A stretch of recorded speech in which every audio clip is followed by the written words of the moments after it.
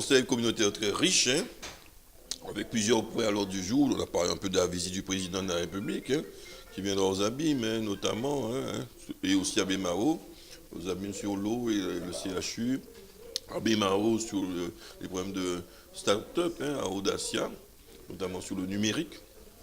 Nous avons parlé du séminaire CAP 2030, hein, qui est la mise à jour, qui doit présider à la mise à jour du schéma de cohérence territoriale de CAP Excellence, hein, pour les 15 prochaines années. C'est un gros dossier. Nous avons voté une bonne nouvelle, 750 000 euros d'impôts, notamment sur les surfaces commerciales, pour les petites et moyennes entreprises commerciales oui c'est nouveau, de CAP Excellence. Et ça consiste à une diminution des impôts, la taxe sur les surfaces commerciales votée par les entreprises, qui concerne les entreprises qui payées par les entreprises commerciales.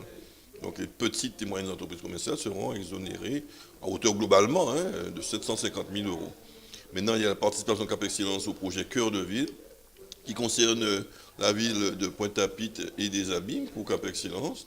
Et donc, CAP Excellence ne va pas financer, mais va participer aux instances qui vont préparer, coordonner, accompagner, voire porter le projet.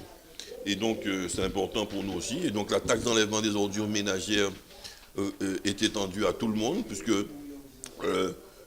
la taxe d'enlèvement des ordures ménagères n'est pas prévue uniquement pour la collecte, hein, à domicile des poubelles, mais aussi pour une collecte même à distance, pour aussi les déchetteries, pour les bornes d'apport volontaires, pour le CIVAC, pour la valorisation des ordures ménagères. Donc, il faut que tout le monde s'acquitte de cette taxe d'enlèvement des ordures ménagères.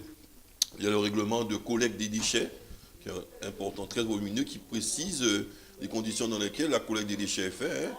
Pour les administrations et pour les entreprises, généralement, il ne s'agit pas de tout ramasser, mais il y a un volume qu'on ramasse dans le cadre de cette collecte des ordures ménagères. Le reste, c'est à la charge, en principe, des administrations et des entreprises concernées. Mais tout est déjà adopté. Il nous reste à examiner le contrat de progrès sur l'eau. Nous sommes la deuxième communauté après Marie-Galante à voter le contrat sur l'eau, à pouvoir adopter le contrat de progrès sur l'eau, notamment dans le cadre du plan ODOM.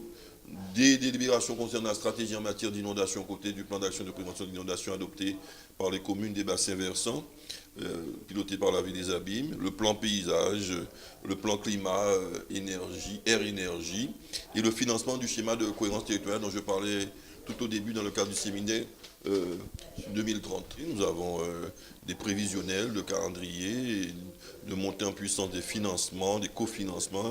CAP Excellence est bien organisé en la matière. Nous tenons généralement nos objectifs. Très satisfait de ce conseil communautaire. Il y a beaucoup de forte présence.